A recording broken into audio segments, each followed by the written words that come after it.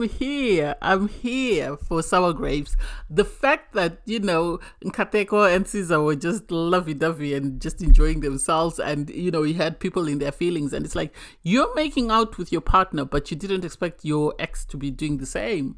Make it make sense. What's good for the goose is good for the gander. So suck it up, buttercup. Anyway, hey there. Thanks for stopping by. It's Valerie. Welcome to my channel. If you're new here, don't forget to subscribe. Click the like button. Turn on the notification bell for when I upload new videos. And definitely leave a comment. In this episode, I'll be reviewing the Ultimatum South Africa Season 1, Episode 4. This show is the definition of addictive, messy TV, and I love it, and I'm here for it. So, it's interesting. It really is interesting to see how relationships are growing and whatever's happening with people, because you have Kanye and Isaac, and when I remember when Caesar and Kateko played the Truth or Dare game, I was surprised because it seemed like they were reading off questions that somebody had given them, but I thought, no, the producers wouldn't be that messy. And it seems they are that messy, because you have Isaac and Kanye playing Truth or Dare, and they're sort of reading off a phone, and you can tell that the producers are the ones that are coming up with questions or dares that they think are very provocative, and are trying to get a reaction from the participants, because they then tell them they need to do a lap dance. And it's like, why are you doing this? I'm actually surprised. I'm pleasantly surprised that Kanye did it, because I didn't expect her to do it. So I was surprised when she agreed to not only do the Truth or Dare, but actually agreed to give a lap dance to Isaac. He seemed impressed. He seemed very happy about it. And it's like, oh, that's interesting. I wouldn't have thought that. If someone had asked me, would you ever see Kanye doing that? That's not something I would have thought of. So then you have, Tabby and Lindile. They are sort of preparing for a meal. And I just thought it was just the two of them just sitting out, having a conversation, discussing their connection. They seem to be growing a deeper connection. They really do seem to be growing a deeper connection. And it's going to be interesting about how their partners are going to react to that, because prior to that, you'd had Genesis having a conversation with Courtney and sort of asking Courtney. I think it's the producers doing as well. I think you can tell where the producers are involved and where the participants themselves have come up with something, because Genesis was asking, do you have any feelings for me? And you had Courtney say to him, oh, why didn't you give me a heads up that you're going to ask me that? And I think this is something they've discussed off camera, and they've agreed to certain things or to do certain things in order for the show, but they are stuck in their connections with their partners, and so they're never going to explore anything outside of that. So Lindile and Tabby are talking about their connection and how they feel about one another and where they see things going. And for me, personally, I feel like they have gone past just the initial sort of experiment. Let's get to know one another. It seems like someone is developing feelings for somebody else. And so I don't know how their partners are going to take it. So they then end up having a double date with Aiden and Lebo. And it's so sad that Lebo has found herself in a friendship couple, because even Aiden is saying, we are in a friendship couple, we've agreed we're in a friendship couple, and we're just trying to make things work. And during the conversation, they sort of pick up that things are going deeper between, or feelings are developing between Lindile and Tabby. And Tabby's talking about, a kiss is okay, a cuddle, I'm not so sure. And it's like, well, a cuddle is more emotional. A kiss is just a peck. It depends on the type of the kiss that is being given. It could just be a peck, or it could be a more intimate kiss. So obviously feelings will differ. But for you to cuddle someone every night, and for you to be holding hands, and for you to be making sure you give each other a cuddle before you leave, there's an emotional connection there that's developing. That's not just a friendship sort of thing. It's something that's a bit deeper. And you can tell during the conversation that Aiden and Lebo are starting to think, there's trouble in paradise, because they all ask each other, who do you think is going to have sex? And so there's this comment from Aiden where he says, oh, well, we didn't think anyone would do it, but after tonight we suddenly think someone might. That's because they've seen the body language between Tabby and Lindile. I don't know how Genesis will feel, because he was already intimidated by Lindile's body size, so I don't know how he will feel about his girl making out with Lindile. So what do I think? So it seems, I personally, here's how I feel. I feel like people did not understand the idea of going on this show, or they had their own ideas of the expectations of being on the show. Because at the end of the day, you have people that are developing feelings because they are doing things that they feel are part of a marriage, but their partners are not aware of. And so it makes it very challenging for when you reunite with your partner and your partner realizes that you were kissing someone, you had sex with someone, you were cuddling someone. Because you have Nolan come home and Ruth is excited. She says, "Oh, I missed you. I like spending time with you. I want you to be close to me. This, that, and the other." And okay, fine, that's to be expected because they've been intimate. They've gone the full way. Whereas Nolan's partner is not doing anything inappropriate. She has set boundaries on herself, and she's in a couple with someone who's set boundaries on himself. And so they've decided not to do anything physically that might get them in trouble. And so having a meal with Tabby and Lindile and seeing that other people are actually going the full way, there's no boundaries, there's no restrictions, I think is something that worried them. This is why they decided to be nosy and sort of go and check on other couples. And they came across, Noel and Ruth holding hands. And it's like, they've actually done worse than that. Yes, they were peeping and they were running away. Aiden was running away, but sadly, he couldn't get, Lebo to run away with him when they came to Nolan's room. And for Nolan to lie that we're not holding hands and have Ruth have to own up to that, I don't get it, because it's being recorded, it's going to be on TV. And also the idea that he's saying, "Oh, now you're interrupting," or the idea of Ruth to complain that you coming and spying on us is taking away from our experience of being in the experiment and whatever. I don't get it. And I give credit to Lebo for saying we should have set boundaries with Nolan. The thing is, I feel like she's too good for Nolan. If he could sleep with someone on his first, second date, then he's not for her. He's not her person. Because if he was her person, he would have carried himself the way Aiden is carrying himself. But he chose not to do that because he wanted to have a great time. So he's here to be the person that he's been in the real world. He's not here to change. And so it's up to her to make a decision. Does she want to stick with him, or does she think it's time to move on and find somebody else? So you have the guys, you have Nkateko, Genesis and Aiden go for a run, and they're sort of having conversations in regards their connections, how they think they're going. And when Genesis was talking about his struggle with Courtney, you could see that Aiden was happy. I think Aiden and Courtney gave each other boundaries. And when he heard that, Courtney was sticking to the boundaries, he seemed relieved, although he said, she's a bit difficult, she's hard not to crack, it takes a lot of work to get her to open up, but it seems he was happy. And it was nice to see the guys just bond and just talk about their connections. Obviously they were teasing Kateko about his connection and wanting to find out what's going on exactly between him and Caesar, but he wasn't sort of forthcoming. I think he was trying to be private because he really is enjoying his time with Caesar. Anyway, then you have Isaac having a conversation in his little bubble with Khanya. They are happy. They're doing whatever. They're being intimate. They seem to be in a very good place, which is surprisingly for Khanya, given how she is standoffish at times. And you also have Lindile and Tabby sort of having a great time as well.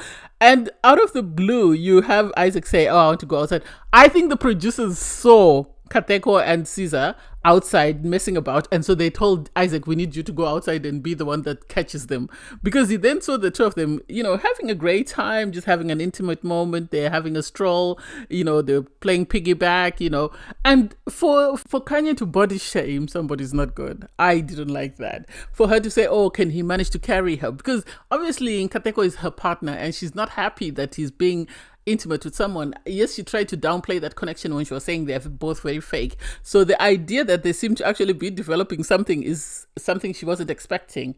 She wasn't expecting it at all. So it threw her off. And then for Lindile to see Caesar being loved on, being cared for, and actually out having a walk, he didn't like that because he was jealous. So then you had the two couples on their balconies sort of having conversations of what is going on. And you have, Khanya saying, "Oh, they're being fake. They're two very fake people." But they were two people in their little bubble. I think the producers told them, don't engage them, just watch them and see what they're doing. And so it's like, well, you have been intimate with your partners. You've been kissing your partners. And I give it to Tabby for saying, to Lindile, you and I, what they're doing is no different to what we do. And well, I've never seen her out. And for her to be out there doing that in front of everyone doesn't make sense. And it's like, You refused to talk to her. You told her not to call you babe. You refused to have conversations with her because you said she was your ex. So why are you jealous now that she has someone who's loving on her, someone who's cuddling her, someone who's giving her piggyback rides? Now suddenly you're in your feelings. You're feeling some type of way. Well, suck it up, buddy, because it is what it is. And you could see that they looked so comfortable. It wasn't about sex. It was just two people being intimate and caring for one another and just making sure the other person is happy. And I think this is why their partners were so agitated, because they didn't expect them to have such a strong bond. I think they undermined them and just thought, oh, it is what it is, nothing will happen between the two of them. And now they're realizing that, oh, we might be in trouble. There might be trouble in paradise, because these people seem to be actually moving on way further than we have. Am I the only one who doesn't trust Isaac? It seems like he's just gone off the street and hired two guys and said, you come and be my cousin and you come and be my friend. Because they don't look like they're around the same age as his friend. His friend looks way younger than him.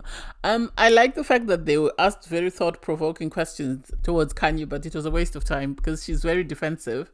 And if she feels challenged, she'll just shut down, and it seemed that's what she did, because she was being asked, do you cook for Isaac, and she wasn't forthcoming, and she didn't even seem like she wanted to impress them. She was just giving them answers and just showing them that I'm really not in the mood. I'm surprised she didn't tell them, because she said, I do cook when I'm in a good mood, and it's like, that's not the answer somebody wants to hear though. And she was also taken aback. I think everyone who's watching was taken aback when it was revealed that, Ruth hasn't met any of these people, and they're both saying, oh, we've only heard about her, and it's like, so without the experiment, then they would never get to see who Isaac is dating. Is that it? And he said you'd only introduce somebody who made him feel good, and it's like, what is Khanya doing that is making you feel good enough to sort of introduce her to your family and friends? Make that make sense, because the math ain't mathing, but hey, it is what it is. Obviously you have Lebo. She brings her friend to come and meet Aiden, and the friend is sort of taken aback when she finds out about the intimate details of the experiment and what's going on. And her friend is right to say, how do you know how Nolan is behaving? Apparently it seems Lebo is very much in love with Nolan and will do anything and everything for him, and it's like, he's not the person for her. I think she's hopefully, my hope for her is being with Aiden is teaching her self-love, and it's teaching her to prioritize herself, and it's teaching her that Nolan is not it for her. He's not it. It was sad that you could tell that these are just friends that are just sat down having a conversation. There is no sort of intimacy. There's no sort of inkling of them having this sort of romantic attraction towards one another. So I don't even know how or why they would do that to them. But then every season of the Ultimatum, you always get that one couple whereby it's a friendship couple. So sadly, Lebo has been saddled with that.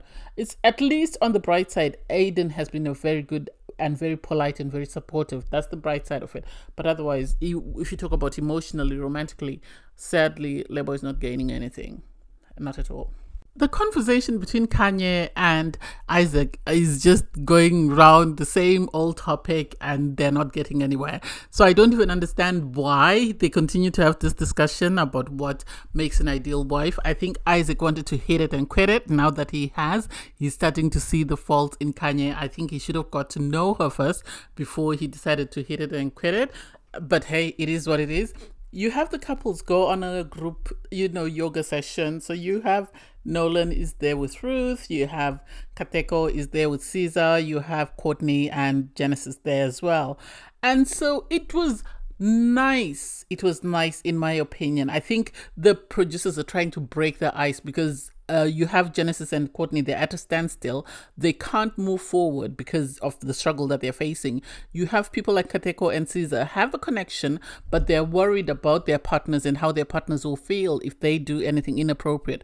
And then you have Ruth and Nola, who's just on the other end of the spectrum. They're just doing whatever makes them happy, and what's making them happy is bumping uglies. But hey, it is what it is. So after the session, Genesis sits down for a conversation with Nola, and it's like, Nola is the last person to give advice. He's been the worst behaved of all the guys. He's been flirting, he's been having sex, he's been doing everything you'd frown upon. But at the end of the day, I think Genesis needed to vent, and it was good for him to vent to someone. I think actually Nola gave sound advice, and I was surprised that he could give such sound advice given how terribly he's behaved. Why doesn't he take his own advice? You had, the girls sit down for a conversation, Caesar and Ruth, and it's the same situation in the sense that, Caesar seems very reflective. She's worried about, Sisa is very confused because she's in the situation whereby she's worried about her connection with Lindile. She's worried about her connection with Nkateko. So she doesn't know what to do or where to go. And so I understand she's emotional, and it seems like she's someone who's sort of feels a lot and will likely be heartbroken if one of the guys' hearts gets broken. So I think this is why she's being very cautious. And then Courtney. Courtney had the truth for Nkateko. I think Courtney was more or less trying to tell Nkateko that the person you're with right now, Caesar, is the best for you. Because we all know he's Kanye's punching bag. We all know that Kanye hasn't shown him the love, the attention, the care, the compassion, the empathy that he needs. And it was good for it to come from somebody else and for him to actually hear the truth. Whether he wants to hear it or not is something else. He took on board the fact that he's a punching bag. And I hope his time with Caesar really teaches him what to look for in a relationship, what he needs from his partner, and hopefully, he'll move on. Yeah, she was right to say the moment the two of you realize you're not good for each other and you set each other free, that's the moment you truly find happiness. Because every time I've seen Nkateko with Caesar, he's been very happy, he's been very accommodating, and he's been very receptive. I think this is why even when they arranged their little mini date, they went in the pool, they were in the park, every time he's very attentive to her, and she actually receives it and is very sort of appreciative of that. And I think this is something that he's realizing, that maybe his connection with Kanye is not it. Maybe it's time for him to move on, and I can't wait for him to move on. Who is surprised that Isaac and Kanye have fallen out? If we're being honest, who is surprised? This was to be expected. The fact that they fought about dishes, I don't think that's it. I think Kanye liked the idea of Isaac pampering and sort of treating her as a princess. And so the moment he decided to voice and say, I'm not happy with this is when things fell apart. And this is when she decided that she was done with the relationship. And she decided to be very rude and disrespectful. I give him credit for walking out, because I don't think it would have been a good look for him to stay and then start fighting with her. So he is right to walk out and just leave her and let her be and let her do whatever she wants to do. Hopefully he learns from his mistakes. He turned down level because you wanted a princess, the pretty girl. Well, here's your reward, buddy. Next time you'll learn that there's more to a relationship, or there's more to a connection than just a physical appearance. But hey, it is what it is. Thanks guys for watching. Please don't forget to like, share, comment and subscribe, and click the link in my video to watch my review from episode 3. Bye guys.